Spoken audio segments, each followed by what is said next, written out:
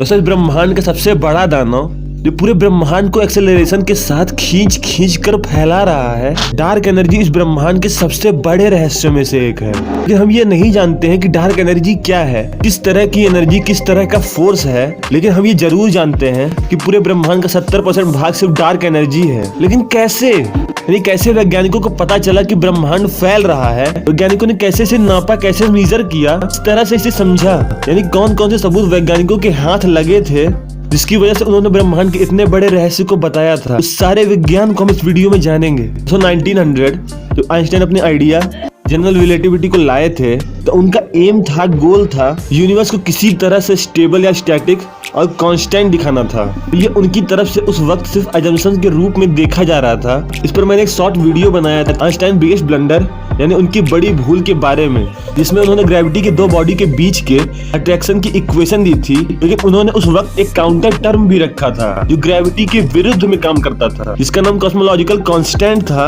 और इस cosmological constant का काम था ग्रेविटी को अपोज करना, मतलब अट्रैक्शन का उल्टा, रिपल्सन यानी एक्सपेंशन। अब अगर अल्बर्ट आइंस्टाइन ये नहीं करते, ग्रेविटी के अट्रैक्शन की वजह से यूनिवर्स के इस फील्ड में क्यों पूरा ब्रह्मांड मर्ज नहीं हो जा रहा है, इस समझाना मुश्किल हो जाता। इसलिए उन्होंने कॉस्मोलॉजिकल कांस्टेंट को इंट्रोड्यूस किया था, यानी वो इस इक्वेशन को फाइन ट्यून कर रहे थे, अच्छी तरह से ट्यून कर रहे थे जस्ट। अब यहाँ पर आइंस्टाइन की बुद्धि सिर्फ इतना काम कर रही थी कि वो कॉस्मोलॉजिकल कांस्टेंट को सिर्फ यूनिवर्स को स्टेबल करने के लिए यूज कर रहे थे, जबकि कॉस्मोलॉजिकल कांस्टेंट असल में ग्रेविटी का उल्टा, अट्रैक्शन के विरुद्ध एक्सपेंशन में काम कर रही थी। तो वो ये इस समय नहीं जानते थे। ये कॉस्मोलॉजिकल कांस्टेंट की रिपल्सन या एक्सपेंशन वाली ताकत ग्रेविटी की अट्रैक्शन वाली ताकत से बहुत ज्यादा है। यानी आइंस्टाइन का ध्यान पूरी तरीके से यूनिवर्स को स्टेबल बनाने में था। और फिर क्या 1929 में एडविन हबल ने पहला ऑब्जर्वेशनल एविडेंस दुनिया के सामने रखा कि यूनिवर्स तो स्टेबल नहीं है, अनस्टेबल है, और इतना ही नहीं फैल रहा है। तो आइंस्टाइन शर्मिंदा हो गए और अपने यूनिवर्स के स्टेबल वाले नजरिए की वजह से उस कॉस्मोलॉजिकल कांस्टेंट को इक्वेशन से निकाल दिया था। और वो ये दिखा रहे थे शायद कि मुझे नहीं पता है कि इसका कारण क्या है, कि क्यों फैल रहा है। By the way Edwin Hubble ने ऐसा क्या ऑब्जर्व कर लिया था जिन्हें साफ ये पता चल गया कि यूनिवर्स फैल रहा है। अब स्पेक्ट्रम से थोड़ी बातें सुन लें। जब हम व्हाइट लाइट को प्रिज्म से गुजारते हैं तो एक विबग्योर स्पेक्ट्रम बनता है, शायद आपको पता होगा। मतलब ये व्हाइट लाइट 7 रंगों में टूट जाता है और इन्हीं रंगों को मिलाकर व्हाइट लाइट बना है। ये आप नेचुरली आसमान में व्हाइट लाइट को 7 रंगों में टूटते हुए देखते होंगे, जैसे इंद्रधनुष या रेनबो।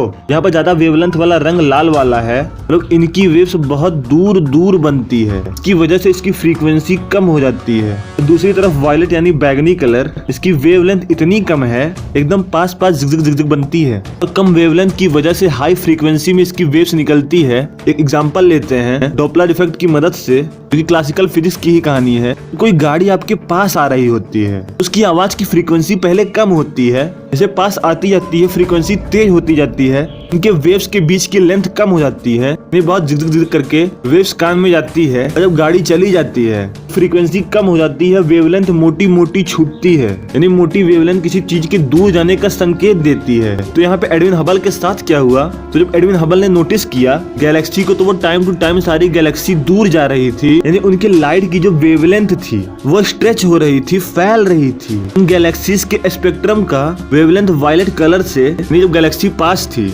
उसकी वेव्स की लेंथ बहुत कम थी, इसकी वजह से वायलेट कलर भी दिखाई दे रहा था और बाकी कलर भी दिखाई दे रहे थे। इतना समझ में आ रहा है ना। लेकिन धीरे धीरे सारी गैलेक्सी रेड शिफ्ट हो गई, यानी उन गैलेक्सीज में सिर्फ लाल रंग ही दिखाई दे रहा था। और आपको पता है, मैंने बताया था कि लाल रंग बड़ी बड़ी वेवलेंथ वाली, इनके बीच की दूरी बहुत ज्यादा है। जैसा कि उस गाड़ी के एग्जाम्पल में मैंने बताया था, मोटी मोटी वेवलेंथ किसी चीज के दूर जाने का संकेत देती है। जस्ट लाइक दैट उन सारी गैलेक्सीज का स्पेक्ट्रम रेड शिफ्ट हो रहा था। अब इसके बाद यूट्यूब पे सर्च करेंगे तो रेड शिफ्टिंग के नाम से ये फेमस है। तो एडविन हबल ने सारी गैलेक्सीज के स्पेक्ट्रम को देखा और बताया कि सारी गैलेक्सी पहले सारे कलर से अब रेड शिफ्ट कर रही हैं, यूनिवर्स एक्सपेंड कर रहा है। लेकिन एक बार फोकस करिए इस सेंटेंस पे, यहाँ पे चीजें सिर्फ दूर नहीं जा रही हैं, यूनिवर्स एक्सपेंड कर रहा है। एग्जाम्पल के लिए अगर यूनिवर्स कोई एक बर्तन है और सारी गैलेक्सी उसमें की कोई चीज है। तो अगर यूनिवर्स एक्सपेंड कर रहा है यानी बर्तन का आकार बढ़ रहा है, यानी उसमें का सारा मटेरियल दूरी के साथ साथ उन सब का आकार भी बढ़ रहा है। तो उस समय के हिसाब से हमारा यूनिवर्स यूनिफॉर्मली एक्सपेंड कर रहा था, जितना उस समय में रिसर्च हुआ था उसके हिसाब से। 1998 में सुपरनोवा सर्च टीम ने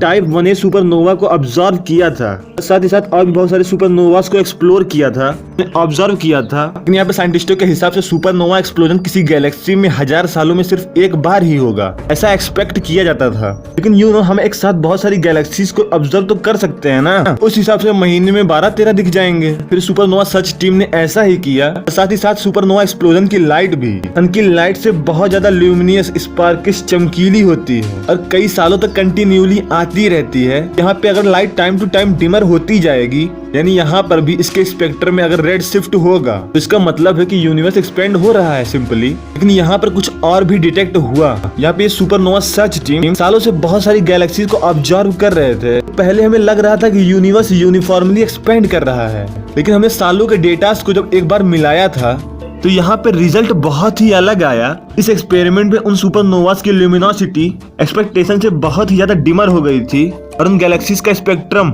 बहुत ही ज्यादा रेड शिफ्ट हो गया था, जिसका एक निश्चित समय में इतना एक्सपेंशन एक्सपेक्ट ही नहीं था। यानी यहाँ पे हमने एक ग्राफ बनाया था जिसके हिसाब से अगर गैलेक्सी का स्पेक्ट्रम कंटिन्यूली ऐसी वेवलेंथ लगातार छोड़ रहा है तो यूनिवर्स यूनिफॉर्मली एक्सपेंड कर रहा है। अगर वायलेट शिफ्ट हो रहा है, ये बैगनी रंग की फ्रीक्वेंसी अगर बढ़ रही है तो पूरा यूनिवर्स बुरी तरह से सिकुड़ रहा है, और अगर रेड शिफ्ट कर रहा है पूरा यूनिवर्स एक्सपेंड कर रहा है। ये हमें मालूम था कि यूनिवर्स तो एक्सपेंड कर रहा है, इसलिए उसकी एक निश्चित कैलकुलेशन के द्वारा प्रेडिक्शन की गई थी मैथमेटिकली कि अब तो इतना ही होना चाहिए था। लेकिन आपको मालूम वहाँ पे ऐसा क्या हुआ था, यानी यूनिवर्स हमारे मैथमेटिकल प्रेडिक्शन से कई गुना ज्यादा फैल चुका था और तब पता चला कि यूनिवर्स सिर्फ एक्सपेंड नहीं कर रहा है, एक्सेलरेशन के साथ एक्सपेंड कर रहा है, यानी बहुत तेजी से एक्सपोनेंशियली ग्रो कर रहा है। और ये बहुत ही ज्यादा अजीब था क्योंकि पूरे ब्रह्मांड में हमने केवल एक ही फोर्स ऐसा देखा था, क्योंकि ग्रेविटी थी और ग्रेविटी हर मैटर को खींच कर पकड़ कर रखती थी। तो एक नॉर्मल इंसान के हिसाब से तो यूनिवर्स सिकुड़ना चाहिए था। आइंस्टाइन की कॉस्मोलॉजिकल कांस्टेंट के हिसाब से यूनिवर्स स्टेबल होना चाहिए था, या फिर यूनिवर्स का एक्सपेंशन स्लो होना चाहिए था। लेकिन यहाँ पे स्लो एक्सपेंशन के बजाय पूरा यूनिवर्स एक्सेलरेशन के साथ एक्सपेंड कर रहा है। ऐसा कौन सा ब्रह्मांड का दानव है पूरे ब्रह्मांड को इतनी बुरी तरीके से खींच रहा है, फैला रहा है एक्सेलरेशन के साथ। तो इस बात को सुनने समझने के बाद वैज्ञानिकों ने यूनिवर्स एक्सपेंड ही नहीं कर रहा है, एक्सेलरेशन के साथ बहुत तेजी से एक्सपेंड हो रहा है। साइंटिस्टों ने पहली बार एक टर्म प्रपोज किया डार्क एनर्जी के नाम का, और उन्होंने ऐसा कुछ भी नाम रख दिया कि जो ब्रह्मांड को फैला रहा है वो डार्क एनर्जी या फिर ना दिखने वाली कोई काली ऊर्जा है। अब आप यहाँ पे जानते ही हैं कि बाद में जब आइंस्टाइन की कॉस्मोलॉजिकल कांस्टेंट के थ्योरी में जब डार्क एनर्जी को रखा गया तो पता चला ग्रेविटी को अपोज करने वाला एक्सपेंशन वाला कॉस्मोलॉजिकल कांस्टेंट बिल्कुल ठीक था। बस यहाँ पे नजरिए की कमी थी कि यूनिवर्स स्टेबल नहीं फैल रहा है और वो फैलते यूनिवर्स को अच्छे तरह से डिस्क्राइब कर पा रहा था। लेकिन यहाँ पे आइंस्टाइन को समझने में पूरे 70 साल लग गए। लगातार मैथमेटिकल कैलकुलेशन करते करते ये पता चला कि डार्क एनर्जी हमारे अभी तक के ऑब्जर्वेबल यूनिवर्स में 70% हो चुकी है। तो ये कैसे पता चला? यहाँ पे भी वही स्पेक्ट्रम वाला गणित था। रेड शिफ्टेड यूनिवर्स की स्पेक्ट्रम वाली गणित को उल्टा करो तो बिग बैंग से लेकर आज तक के सारे ऑब्जर्वेशन को जोड़ा गया, मैथमेटिकली कैलकुलेट किया गया, तो पता चला पहले से अभी तक की डार्क एनर्जी की सारी हिस्ट्री, यानी ये जो 70% ऑफ यूनिवर्स हमारी अभी तक की ऑब्जर्वेशन है, ये और भी बढ़ेगा।